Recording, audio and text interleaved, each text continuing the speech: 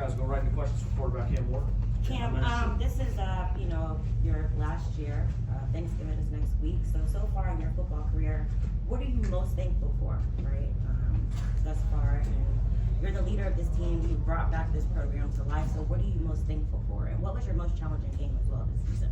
I think what I'm most thankful for is the locker rooms that I got to be a part of. All my 3 stops from UIW to Wazoo to here. I got a chance to meet, a lot of great people inside the locker rooms, from whether they're from Samoa, whether they're from the West Coast or the East Coast. So I created a lot of great relationships. I'd say the most challenging game, I would say for us as a team this year, would have to be in Georgia Tech, just due to not only that we lost, but the stuff that we've been lacking week after week, it finally got exposed. Losses expose everything. Cam, you set the record today for most passing yards in a season at UM. Given the quarterbacks that come through, you're a bunch of NFL guys. What does that mean to you?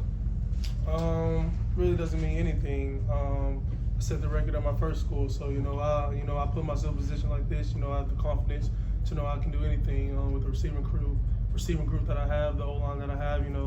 Any quarterback in this position is able to break some records. So they're the reason why I was able to do that today. I'm just glad we got a win.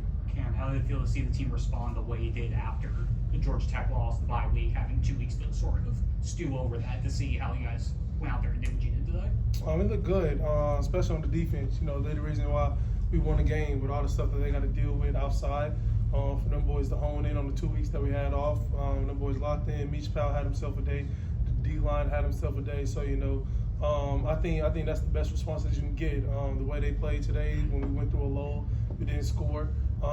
They kept us in the game. Then they allowed us to eventually get our game going back in the fourth quarter. You feel simple now. You beat Syracuse. You're going to Charlotte.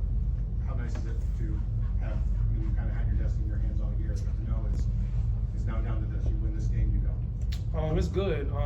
We still have nothing to lose. At the end of the day, Miami was a mid team last year. We're doing better than what they were last year. So we have nothing to lose. That's how we play the game. It's good to control your destiny another week.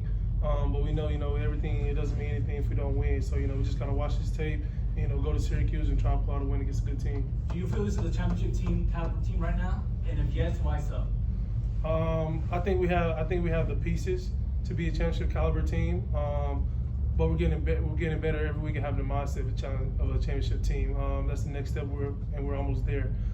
Next week might be the week that we're able to put all 3 phases together. It should be the week. It's the last game of the season. We got to go out there and put everything on the line. Next week's going to be a big game for us. We're excited for it. We're going to celebrate this tonight. But once we get done with this, move on to Syracuse. Cam, Jordan Miles. You said he had himself a day. Can you expound on him a little bit? I know you know him from before too. Yeah, just him leading the secondary room, on and off the field. Not a lot of people know what it's like to lead that room.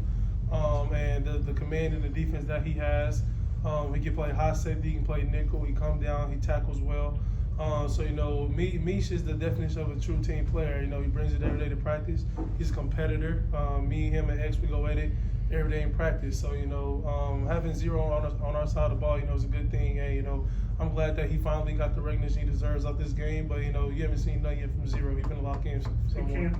Cam, you saw a lot. The team amassed over 500 yards. How does it feel to have that much production on your offense where you can spread it out the way you're able to torque to anybody you want or hand it off to anybody? This is an explosive offense where you guys got to set up.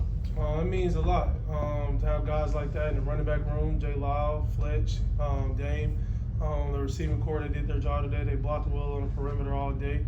But I think just us going forward that we can't have days like this. We still yet to play our best game, and we got 1 game left. So clock's running out. We got to lock in. We just got to do the little things. That's something that we didn't do the entire stretch of the game. On the pick I had is a bad pick. I should have just dirted it on the screen. So it comes a time, a point where we have to truly lock in, and we got to do that this week. It's the last game of the year, so we got to go all out. And talk a little bit about Jordan Lyle, please. So what? You talk a little bit about Jordan Lyle and his long run, and you seem to be a little excited when he was going downfield. Oh yeah, for sure. Especially the way that he worked. He doesn't get a lot of carries due to the running backs we have, Dame and Fletch. But Jay Lyle never complained. He always do what he's asked to do. When his number called, you see he always make a play. So we have one of the best running back rooms in the country, whether they're older classmen or underclassmen. I know whenever we hand the ball, it's going to be a gain, no matter. I can't remember a lot of times this year where we had a negative on the run play. So, you know, our whole running back room is like that. J. Lyle had himself a day. You know, he deserves everything that comes his way now and in the future. And, you know, I'm just glad I can be his teammate. Yeah, one of the replays, Last question. there was, when one of the weight guys went down late in the half on that drive, one of the replays indicated you were pretty upset about it, and it's happening all over college football now. And how much does it bother you when something like that happens, assuming that nobody was hurt? It doesn't really bother me like that, but that's just weak as a player. Like, why would you fake an injury? You're not hurt. I just don't see the game from that besides stopping the clock. They do it to kill teams' momentum off, but that's not a good look. If I'm a coach, I don't want my player to do that. That's not a good look for your program. So, I mean, at the end of the day, you know, we won the game, so you know they got to go deal with that on the outside. I mean, and it really doesn't mean anything to me. I mean, that just shows everything about that. Like, if you go down like that, like that's weak. Great. Thanks, Ken. Thank you.